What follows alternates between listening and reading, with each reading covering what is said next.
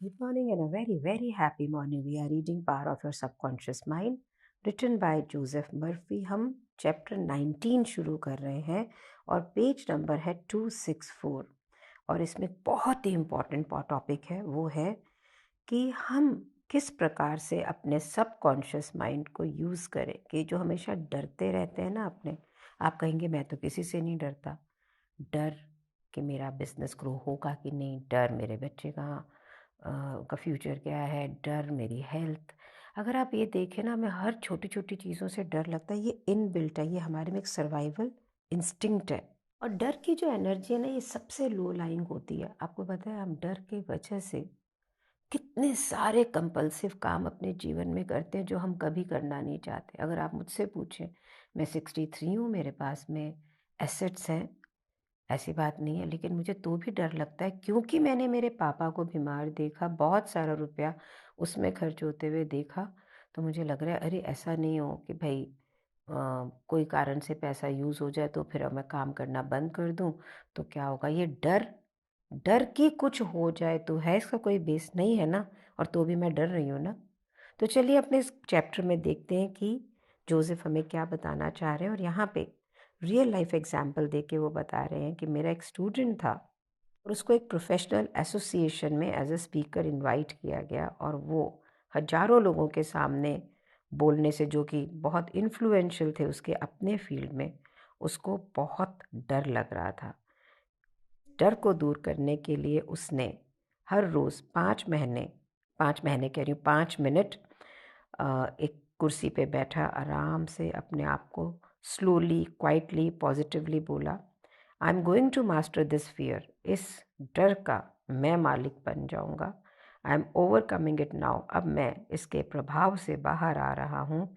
I speak with poise and confidence, I am relaxed and at ease. कि मैं पूरे आत्मविश्वास के साथ पॉइज होकर, वर्ड पोज यूज़ किया गया है, मैं बिल्कुल आराम से हूँ, बिल्कुल एट ईज हूँ। इस प्रकार से उसने अपना जो मस्तिष्क का सिद्धांत है उसको ऑपरेशन में लाया और फिर अपने डर के बाहर आके एक बहुत ही सक्सेसफुल स्पीच दी।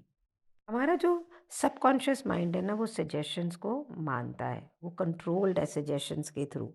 इस समय अपने माइंड को आप शांत करते हैं, रिलैक्स करते हैं, और जो भी आपके कॉन्शियस माइंड की सोच होती है वो सबकॉन्शियस माइंड में सिंक कर जाती है। जैसे जैसे ये पॉजिटिव यानी सकारात्मक बीज जो सोच रूपी हैं वो आपके सबकॉन्शियस माइंड में सिंक करते हैं, तो वो जैसी सोच होती है वैसे ही फल आपको देती है।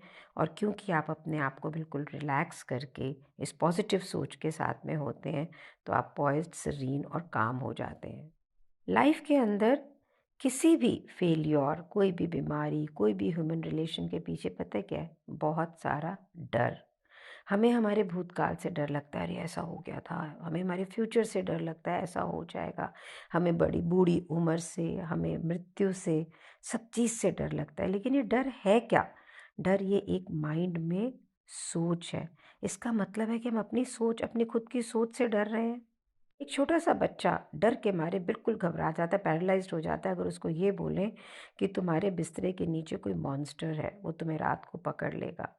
जिस समय पेरेंट्स, माँ बाप लाइट जलाते हैं, उसको दिखाते हैं कि वहाँ पे कोई भी मॉन्स्टर नहीं है, तो फिर उसके मन से वो डर निकल जाता है।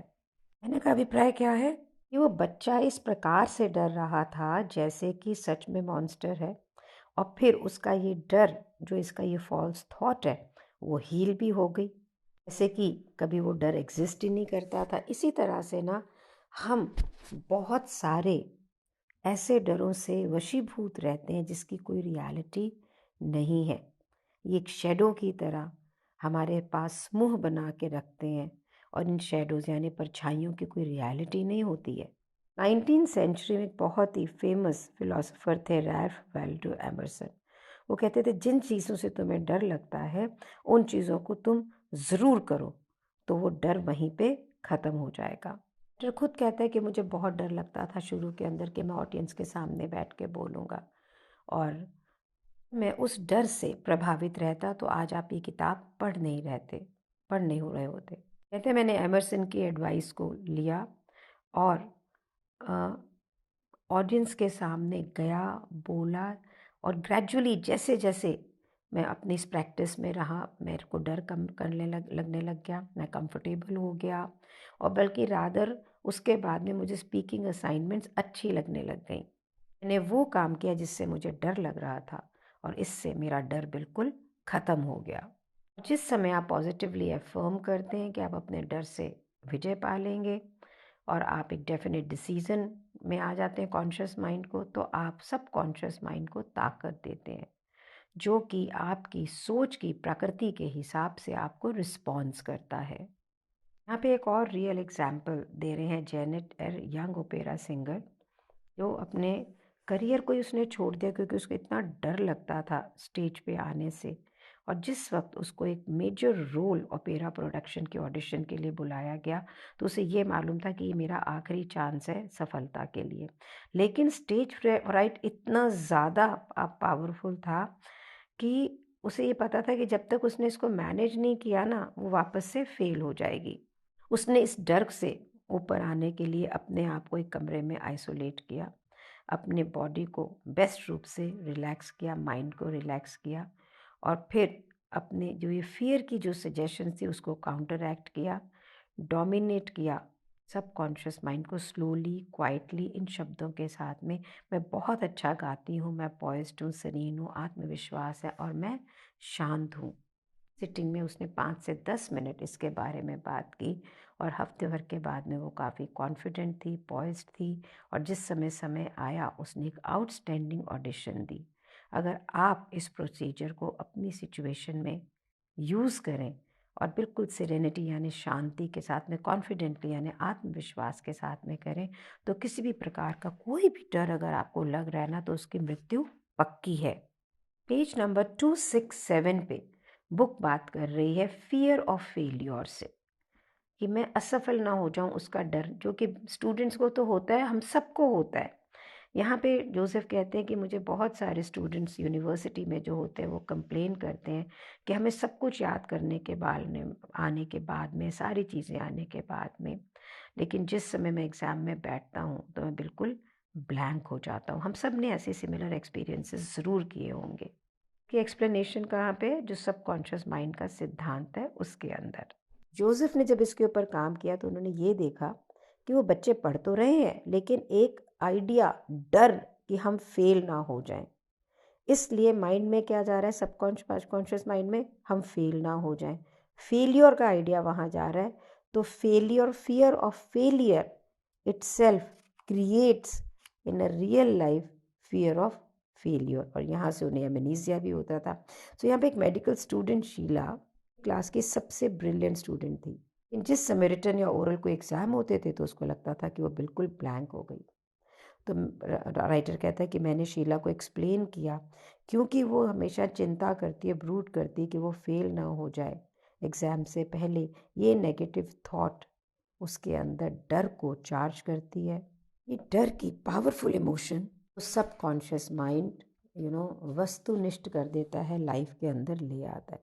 ये स्टूडेंट ने सबकॉन्शियस माइंड को यही थॉट दिया है। अब शीला ने स्टडी किया कि सबकॉन्शियस माइंड में की काम कैसे करता है ये।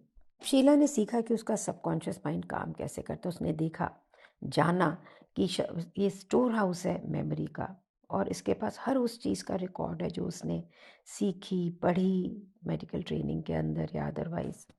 उसने ये जाना कि सबकॉन्शियस माइंड किस प्रकार से रिस्पॉन्स करता है और रेसिप्रोकल है। उससे रिस्पॉन्स लेने का तरीका, उससे रेपो बनाने के लिए ज़रूरी है कि आप रिलैक्स्ड रहें, पीसफुल रहें और कॉन्फिडेंट रहें। हर सुबह और हर रात को उसने इमेजिन करना शुरू किया कि उसके पेरेंट्स उसको कॉन्ग्रेचुलेट कर रहे हैं for her wonderful record. Imagination के अंदर उसने देखा कि उसके हाथ के अंदर एक लेटर है जिसके अंदर बहुत ही अच्छा रिज़ल्ट है और वो उसी के तरह जब उसे पढ़ रही है तो उसका रिस्पॉन्स जो है उसी के अनुसार है। कंसिस्टेंटली उसने इस चीज़ के ऊपर काम किया और फिर सबकॉन्शियस माइंड की जो ओमनीपोटेंट यानी सर्वव्यापी पावर है, जो ऑल वाइज है, सर्वशक्तिमान है, उसने उसके कॉन्शियस माइंड को डायरेक्ट किया। उसने एक एंड को इमेजिन किया इस प्रोसीजर को फॉलो करके उसको कोई मुश्किल नहीं हुई उसके एग्ज़ाम्स के अंदर बहुत अच्छे से पास होने में। तो जो सबकॉन्शियस माइंड की सब्जेक्टिव बिजनेस है, उसने उसे प्रेरित किया कि वो एक्सीलेंट अकाउंट अपना दे सके अपनी एबिलिटीज़ का। सो ये चीज़ें हम सिर्फ लाइफ के एक एरिया में नहीं, हर एरिया में काम में ले सकते हैं। यहाँ पे पेज नंबर 268 पे फियर ऑफ वाटर, जोसेफ खुद बोलते मैं छोटा था तो एक बार गलती से स्विमिंग पूल में गिर गया। तब मुझे स्विमिंग आती नहीं थी और मैं बिल्कुल छटपटा रहा था और एक हवा भी नहीं, मतलब सांस नहीं ले पा रहा था। फिर किसी और ने मुझे देखा और मुझे बाहर निकाला और ये एक्सपीरियंस मेरे सबकॉन्शियस माइंड के अंदर घर कर गया और रिज़ल्ट ये था कि सालों साल मैं पानी से डरता था। एक बार मैंने एक एल्डरली साइकोलॉजिस्ट को अपने डर के बारे में बताया तो उसने बोला कि स्विमिंग पूल में जाओ और पानी को ध्यान से देखो और ये देखो कि वो सिर्फ दो एटम हाइड्रोजन और ऑक्सीजन से बना हुआ है। इसका कोई अपनी अवेयरनेस नहीं, इसका कोई अपना विल नहीं है, लेकिन तुम एज ह्यूमन बीइंग की तरह तुम्हारे पास में एक विल भी है, डिटर्मिनेशन भी है और सचेतना भी है। जिस समय तुम्हें ये मालूम पड़ जाएगा कि पानी खुद बिल्कुल पैसिव है, अपने आप को स्ट्रॉन्ग वॉइस में बोलो कि पानी को मैं मास्टर करने वाला हूँ, मेरे माइंड के पावर की तरह मैं तुम्हें डोमिनेट करूँगा। और उसके बाद तुम पानी में उतरो, स्विमिंग के लेसन लो और अपने इनर पावर को यूज़ करो इस पानी के डर को ओवरकम करने के लिए। जोसेफ ने बिल्कुल वैसे ही किया जैसे कि साइकोलॉजिस्ट ने बताया था। उसने अपने माइंड में एक न्यू एटीट्यूड क्रिएट किया और जो सबकॉन्शियस माइंड की ओमनीपोटेंट सर्वशक्तिमान ताकत है, उसने उसको रिस्पॉन्ड किया, तो उनको ताकत दी, विश्वास दिया, आत्मविश्वास दिया, भरोसा दिया और वहाँ से वो इस डर को ओवरकम कर सके। उन्होंने पानी पे विजय पाई और वो हर रोज़ सुबह स्विमिंग करते हैं for pleasure and for health both. पानी को उन्होंने अपने ऊपर मास्टर नहीं होने दिया। आप याद रखें कि आप मास्टर हैं हर चीज़ के। मेरे पापा हमेशा बोलते थे भय अपना खुद का क्रिएट किया हुआ डर मन का होता है, आपके सामने कोई डर नहीं होता है, ये हम खुद क्रिएट करते हैं। उस समय मुझे तो ये बातें समझ नहीं आती थी ना कि वो क्या बोल रहे हैं। आज जब समझ रही हूँ उसके बाद में भी डरती हूँ। आप ही देखो हम किस प्रकार से बने हुए हैं, जानते हुए भी हम इस चीज़ से बाहर नहीं निकल पाते। आपकी इस बारे में क्या राय है, ज़रूर से बताइएगा। घर के अंदर बच्चों को सबको ये दें क्योंकि हम सब मनुष्यों को किसी ना किसी प्रकार से डर लगता ही है। Thank you so much for being in my life. Thank you so much.